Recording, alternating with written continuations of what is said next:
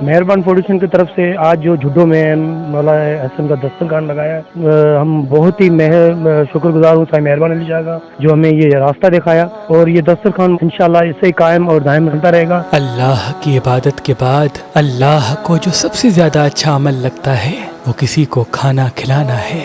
باخدا اللہ نے جسے زیادہ دیا وہ اس لیے دیا کہ وہ ان کی مدد کریں جن کے پاس کم ہے۔ دسترخوان امام حسن علیہ السلام جھڈو شہر امام بارگاہ اللہ باز پر لگایا گیا، جس میں غریبوں، لاچاروں اور بے بس لوگوں کے لیے کھانا بنایا گیا۔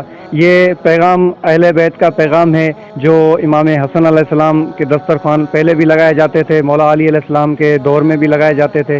آج انہی کی سنت پوری کرتے ہوئے ہمارے دوست منظور علی اور مہربان فاؤنڈیشن سید مہربان شاہ کی طرف سے جو ہے دسترخوان امام حسن علیہ السلام لگایا گیا۔ ہم ان کے شکر گزار ہیں، اللہ تعالیٰ ان کی توفیقات میں اضافہ کرے، یہ دسترخوان یوں ہی لگاتے رہیں۔ یہ اصل مقصد ہمارا یہاں پر جو فاؤنڈیشن کا جو اصل مقصد ہے یہاں پر دسترخوان لگانے کا وہ یہ ہے کہ امام علی علیہ السلام اور معصومین کے فرامین کے مطابق جہاں بھی آپ جائیں کوشش کریں کہ غریب اور مساکین کو جو ہے وہ کھانا کھلائیں۔ اللہ میرے بھائی منظور علی اور میرے پیارے بھتیجے عزیر علی اور رحمان علی کو سلامت رکھے، جن کی کوششوں اور محنت سے یہ دسترخوان امام حسن علیہ السلام جڈو میں قائم ہے۔